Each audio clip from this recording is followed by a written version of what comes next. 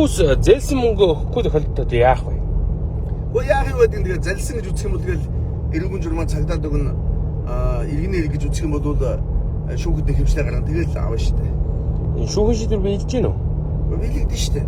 Тэгээд ч өөрөө ч мөнгө өгөхгүй удсан тохиолдолд одоо тэр хүнийг зодох уу, жоох уу, маажих уу, өсдөх үү тэрнгийн одоо булаах уу боломжгүй байхгүй. Тэгэхээр заавал хуулийн байгууллагад хандна гэсэн үг.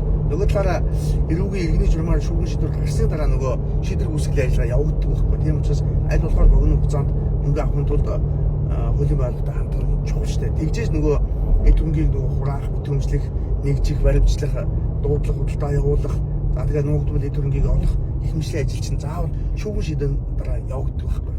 Танд одоо зээлэд аваагүй тохиолдол байна уу? Аюу гэж байж идэг тэгэл авчил таарна шүү дээ. Гэхдээ нэг ганц нэг нөхдөөдөө мөнгө авчаад өгөөгүй байжлаа тэгээ бодоод өгөх юм байгаа биз. Ямар аргаар авах вэ одоо? Яг юу гэдэг нь тэгээд авчил таарна шүү дээ. Тэгээд юуны төлөө номын нууц ногоотож нийцсэн бэлээ.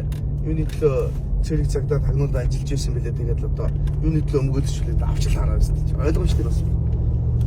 Энэ хүмүүстүүдийн ямар хариуцлага хүлээх вэ? Уу яг юу гэдэг тэгээд бусдыг залсан бол тэгээд шоронгийн хаалгалт шүү дээ. Өөр яа.